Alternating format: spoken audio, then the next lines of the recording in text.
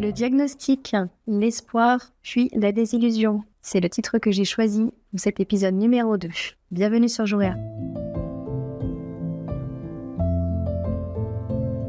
Alors reprenons un petit peu là où nous en sommes arrêtés la fois précédente. Nous avions diagnostiqué à mon fils une pullulation bactérienne traitée par antibiotiques, mais qui malheureusement n'a pas suffi pour lui permettre d'être diversifié, de manger des légumes, des protéines, malgré les nombreux tests que nous avions effectués. Nous sommes donc retournés voir notre pédiatre et elle nous a conseillé d'aller voir un allergologue pour faire des fameux prick patch tests. Je ne sais plus exactement la différence entre les deux, pour voir si notre fils n'avait pas des allergies alimentaires retardées ou même immédiates, de faire un petit peu un point sur les allergies. Donc on n'a pas eu le rendez-vous tout de suite, on l'a eu à peu près à l'aube de ses 7 mois, je dirais. Donc mon fils avait déjà 7 mois, le temps passe tellement vite. On va voir ce fameux médecin, il nous fait les fameux patchs. Les tests reviennent tous négatifs. Voilà, il avait aussi bien testé les œufs, les différents laits, pas mal de choses finalement dans les allergènes majeurs, et tout était revenu négatif. On commençait à avoir un petit peu l'habitude de ces choses-là. On se dit bon, d'accord, c'est curieux quand même. On est quand même persuadé que tout ce qu'on a testé là, mon fils fait des réactions. Mais bon, on décide de prendre de nouveaux rendez-vous à la clinique de Paris qui nous avait fait le fameux test au glucose, en essayant de leur demander s'ils ne pouvaient pas nous aider à y voir encore plus clair, puisque là, on est vraiment perdu. Et nous obtenons un rendez-vous cette fois-ci avec un autre médecin qui nous dit, écoutez, moi, j'ai quelque chose en tête. Je peux vous proposer un test, cette fois-ci respiratoire, mais au saccharose. Et on verra si votre fils, du coup, réagit ou pas. Il faut savoir que ce test obtient pas mal de faux négatifs, mais par contre, s'il revient positif, on se rassure et on pourra émettre un diagnostic sur votre fils. On dit d'accord, on n'était pas forcément fan de la première fois avec ce test, mais on n'a pas le choix. Alors on prend rendez-vous à peu près un mois plus tard. Et là, mon fils arrivait sur ses 10 mois à peu près, un petit peu moins. Et on fait ce fameux test au saccharose, le test respiratoire, exactement comme le premier. Malheureusement, c'était pas la même personne. Je dirais que ça a été pire, puisqu'elle nous a dit qu'elle était remplaçante et qu'elle n'avait pas l'habitude. Et ça s'est ressenti parce que au lieu de devoir respirer 6 fois dans ce fameux masque qu'on met dessus, mon fils a dû respirer une bonne dizaine de fois en hurlant. La dame n'arrivait pas, il s'étouffait, il suffoquait. On était encore plus impuissants que la première fois. Donc vraiment, ça a été très très très difficile de le revoir comme ça et de se dire « Oh là là, mon Dieu, pauvre Loulou, mais qu'est-ce qu'on lui fait subir encore et encore ?» Quelque part, on espérait que ce soit positif parce que on se dit on veut pas lui faire subir ça pour rien en fait.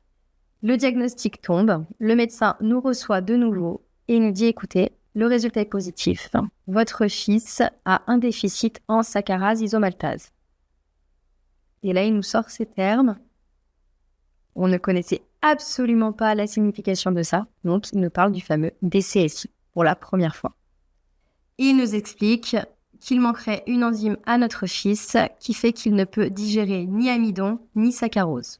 Alors, tout de suite, on se dit « Ah ouais, donc on est partagé entre « Ok, on doit digérer l'information, mais on comprend enfin aussi pourquoi. Ça explique, il lui manque une enzyme. » Enfin, je veux dire, on est sur quelque chose de scientifique, on est sur quelque chose d'acté, de prouvé. Autant il y a des faux négatifs, autant là, mon fils a eu un test positif, donc il n'y avait même plus de sujet. On était sûr et certain de ce diagnostic-là. Donc la douche froide, malgré tout. Le médecin nous rassure. Il nous dit que du coup, il existe des traitements enzymatiques pour combler cette enzyme manquante. Et puis, que suite à ça, nous pourrons entamer un régime quand même pauvre en amidon et en saccharose, mais qu'il pourra vivre tout à fait normalement, qu'il y a une liste complète d'aliments qu'il pourra manger et que le médicament aidera par la suite du coup à rajouter d'autres choses dans son alimentation. Et donc nous repartons comme ça avec une liste d'aliments et avec une ordonnance pour ce fameux médicament.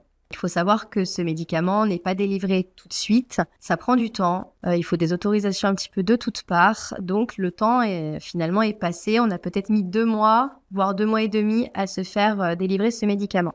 On commence à annoncer ça à nos familles, on s'est enfin senti pris au sérieux par les professionnels, aussi bien les pédiatres que tous les autres professionnels qu'on avait vus à qui on a transmis les résultats. mais aussi par notre entourage. Je dirais pas que les gens remettaient en cause ce qu'on disait, mais malgré tout, comme c'était du jamais vu, personne ne connaissait ça. Tous les gens nous disaient, mais quand même, c'est bizarre. Enfin, et là, on s'est dit, là, on a un diagnostic, on a quelque chose. Et voyez, on n'est pas fou. On ne vous mentait pas, on ne dramatisait pas. Il y a une vraie maladie derrière tout ça. Donc c'est vrai qu'on s'est quand même senti à la fois terrifié parce qu'on parle de maladie quand même très difficile et à la fois quand même soulagé parce qu'il y avait un traitement, il y avait des aliments qu'on pouvait lui donner et c'était censé s'accroître en grandissant. Donc on était finalement malgré tout rassurés. Fallait digérer la nouvelle mais on s'est dit au moins on avance. Suite à ça, on va passer la commande de ce fameux médicament car il y avait un délai quand même pour se le faire procurer. Donc on s'est dit on va pas attendre comme ça. On va tester cette fameuse liste qui est censée être une bonne liste à donner à notre fils.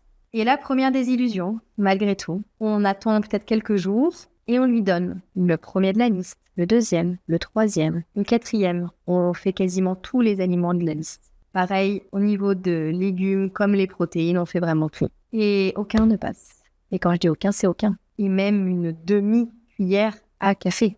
On était vraiment sur des petites quantités. On espacait à chaque fois un petit peu, on se disait on laisse reposer le corps, on a tout essayé, rien n'y fait. Donc première désillusion. Pourquoi nous, notre fils, ne tolère pas les aliments qui seraient bénéfiques pour lui finalement?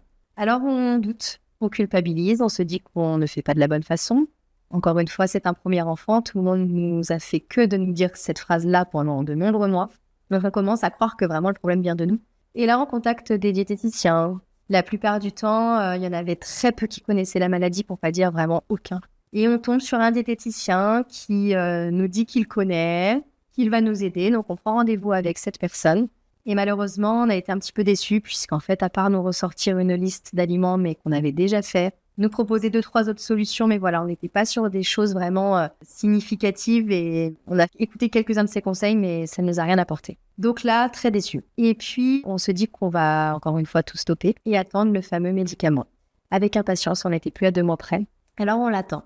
Et on se dit, c'est ça sera la solution à notre problème. Et on le teste, on le reçoit, on le teste avec impatience. On se pose pas la question, mini-dose, maxi-dose, on prend l'ordonnance du médecin, on y va, on teste. Et là, je pense que c'était la pire des désillusions qu'on a eues, puisque quasiment instantanément, comme avec sa première purée de carottes du début, il nous a fait des hurlements, des diarrhées directement, des douleurs abdominales. Et mon esprit essaye d'oublier parfois, et il y arrive. Parce que c'est vrai que ces moments-là, on n'a pas envie d'y repenser, parce qu'on se dit que, pauvre petit Lolo, il a quoi, 10 mois, 11 mois, on essaye tout. C'est un peu devenu un sujet de laboratoire en fait et c'était très difficile pour nous. Donc là, très déçu, on stoppe immédiatement le médicament et on essaie de contacter le médecin prescripteur. Malheureusement, on n'arrivait pas à le joindre. Le week-end est passé, etc. On a tout stoppé. On avait réussi à reprendre rendez-vous avec lui, mais il y avait un temps d'attente. Donc on a tout stoppé, encore une fois. Et puis, on a décidé de retourner sur ces fameux groupes de mamans, vous savez, qui sont pour moi une mine d'or et je remercie encore aujourd'hui toutes les mamans qui ont pu me donner des conseils ou qui ont pu témoigner parce que grâce à la petite loupe, je pouvais faire mes recherches et voir un petit peu avec des mots-clés ce qui pouvait m'aider. Et on a entendu parler de ce fameux légume, le fenouil. Je ne le connaissais pas, en tout cas de nom, mais je n'en avais jamais mangé. Et apparemment, ça passait chez de nombreux DCSI. Alors on s'est dit pourquoi pas, tentons. Écoutez, miracle, le fenouil passait. On avait été très prudents, on avait testé au départ l'équivalent d'un ongle parce qu'on était sur ces quantités-là, vraiment.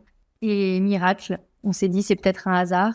On continue 2-3 jours comme ça. Et miracle, le fenouil passe. Donc rassuré. Et puis, on attendait toujours ce rendez-vous avec le médecin. En attendant, on a testé d'autres protéines aussi grâce à ce fameux groupe de mamans. Je suis arrivée au saumon. Et miracle aussi, le saumon passe. Pourtant, on l'avait déjà essayé, mais peut-être qu'il y avait finalement d'autres aliments qu'on avait testés juste avant. Et du coup, avec les fameux quelques jours où ça reste dans le corps, ça n'avait pas été. En tout cas, là, le combo fenouil-saumon fonctionne. En petite quantité, on parle de 10, 15, 20 grammes, n'empêche que ça fonctionne. Alors, on prend. Et on est très content de cette première victoire. Suite à ça, on continue du coup d'attendre les autres rendez-vous. Je prends en parallèle un autre rendez-vous avec un médecin spécialiste à Lyon que j'ai trouvé grâce à mon groupe. Cette femme a été très gentille puisqu'elle a accepté de nous recevoir juste en visio, parce qu'on n'était pas du tout de la région lyonnaise. Et de là, on a réussi à avoir pas mal de pistes. Elle nous a donné des choses à faire, des choses à tester, d'autres médicaments aussi à voir. Et on est reparti avec plein de choses et encore avec plein d'espoir finalement. Malheureusement, ça n'a pas été très concluant puisque la plupart des médicaments qu'elle nous a fait tester, malheureusement, même en très petite dose, ça ne passait pas. Donc, on était encore une fois sur des choses très difficiles. Voilà, vous savez tout sur notre diagnostic, comment nous sommes arrivés finalement aux fenouil puis au saumon qui sont encore aujourd'hui les 2 aliments principaux dont se nourrit mon fils, encore à 3 ans aujourd'hui. Ça me fait de la peine de le dire. Mais voilà, en tout cas, maintenant nous sommes arrivés à peu près à ces 1 an et vous savez, le diagnostic a été posé. N'hésitez pas, dites-moi pour vous comment cela s'est passé et surtout quels ont été vos ressentis, quels ont été vos espoirs et vos désillusions. Et je vous dis à très vite pour le prochain épisode.